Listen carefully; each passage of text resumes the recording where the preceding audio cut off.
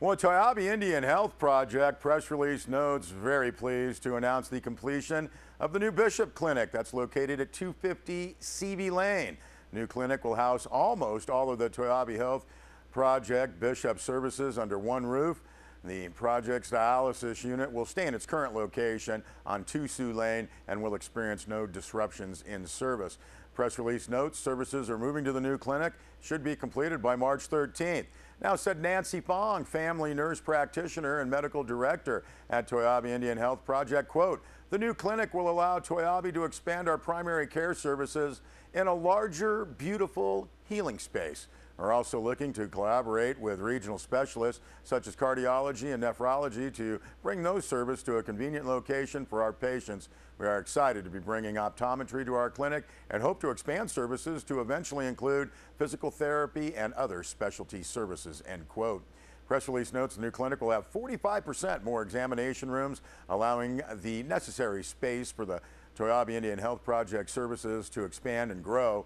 This will allow the project to be more efficient and effective in serving patients and communities. Expansion of services will include optometry and cardiology. The larger facility, the press release notes, also offering a spacious waiting area, expanded dental and medical facilities, a larger and more accommodating pharmacy, and ample parking.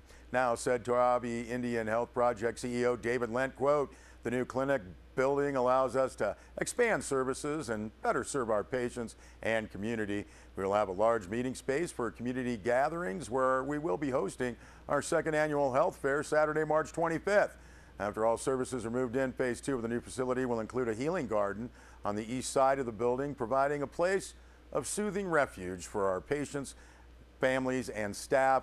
Went on to say, "We'd like to thank the United States Department of Agriculture for the low interest loan, that would be the long-term low interest loan, and the Bishop Paiute tribe for the lease of the land we now occupy."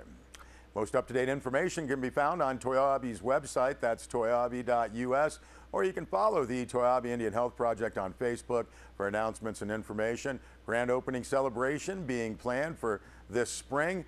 For any questions, you can contact the Toyabe Indian Health Project Administration Department at 760-873-8464. Well, a flu update from the Mono County Health Department, noting that U.S. flu markers are still climbing steadily, with the virus linked to 9 more deaths in children.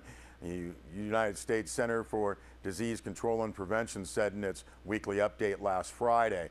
In Mammoth Lakes, the numbers of children being seen at Sierra Park Pediatrics Clinic still elevated above epidemic levels, although less than the peak, which occurred in early January. Urge you to see that full press release on sierrawave.net. Well, Inyo County is the heart of El Camino Sierra.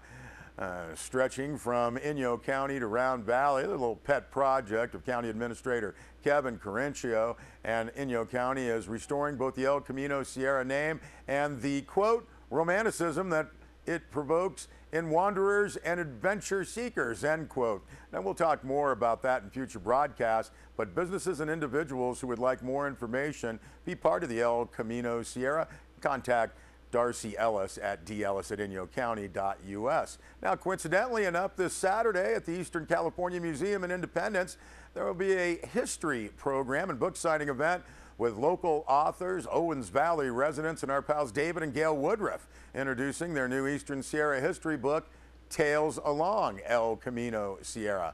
Woodruffs have lived in, worked in, and vacationed in the Eastern Sierra for over 50 years. Compiled historical photographs and documents through extensive research using a variety of educational and informational resources. And this is publishing their 3rd book on Eastern California history.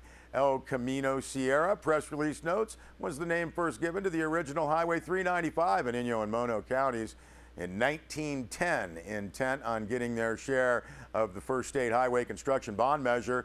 Members of the Inyo Good Roads Club coined the name El Camino Sierra as a marketing tool to help draw the attention of the state decision makers in Sacramento to this lightly populated area of the state.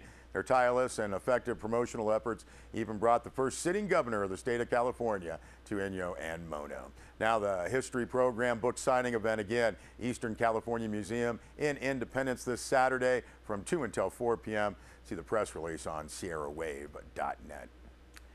And from the town of Mammoth Lakes, with the recent record-breaking snow everybody's experienced this winter thus far, some structures in town have experienced some degree of structural damage. Some damage has been minor, while other structures have experienced major structural damage. Press release notes the cracks in drywall and doors not closing fully are common symptoms of snow load-induced stress on buildings.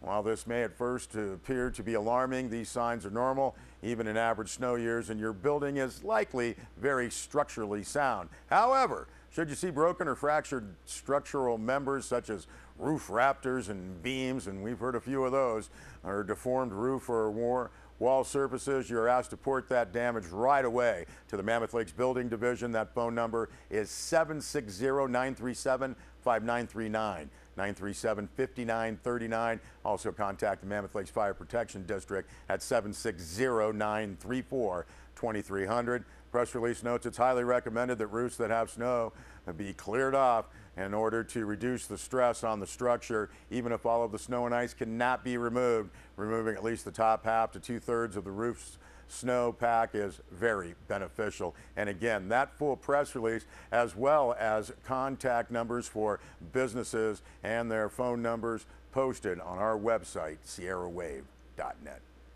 We'll be back with, yes, more snow and a weather report.